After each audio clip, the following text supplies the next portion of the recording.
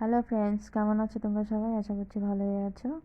তো এখন তো শীত পড়ে গেছে, তো এখন নানান রকমের সবজি আর খেতে ভীষণ ভালো লাগবে, যেহেতু নতুন নতুন এখন সব সবজি বেরোচ্ছে। তো আমি ডালের বড়ি দিয়ে সেই আলু, সিম আর ফুলকপি টপি দিয়ে রান্না করছি। তো এরকম রেসিপিগুলো খেতে ভালো লাগে। তো সব সময় তো মাছ মাংস খেতে ভালো লাগে না, কোনো সময় একটু সাধারণ সবজি রান্না করে খেলে অসাধারণ লাগে। তো আশা করছি তোমাদের এই রেসিপিটা ভালো লাগবে, সাথে থেকো। তো প্রথমে দেখো সব সবজিগুলোকে আমি সুন্দর করে কেটে কুটে ধুয়ে পরিষ্কার করে নিয়েছি।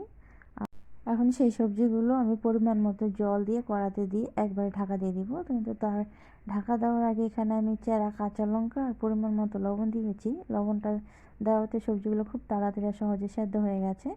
তো দেখো সবজিটা যেহেতু আমার সেদ্ধ হয়ে গেছে, নামিয়ে নিলাম। নামিয়ে আমি এর মধ্যে হালকা পরিমাণে হলুদ দিয়ে রেখে দিয়েছি। আর এখানে কড়াতে দেখো দিয়ে দিলাম তেল। সর্ষের তেলে আমি রান্নাটা করছি। আর দিয়ে দিলাম কয়েকটা শুকনো লঙ্কা, থেতো করা রসুন আর কালো জিরে। ফোড়নটা একটু ভাজা ভাজা হতে থাকবে, ততক্ষণে যে আমি ডালের বড়িটা, আমি আগে থেকে ডালের বড়িটা একটু হালকা জল দিয়ে ধুয়ে নিয়েছি, কারণ অনেক রকমের নোংরা থাকে, এতে করে পরিষ্কার হয়ে যাবে। এখন ফোড়নের সাথে আমি ডালের বড়িটাকে সুন্দর করে ভাজা ভাজা করে নিচ্ছি। এদিকে ফোড়নটাও হয়ে যাবে আর ডালের বড়িটাও আমার সুন্দর ভাজা হয়ে যাবে।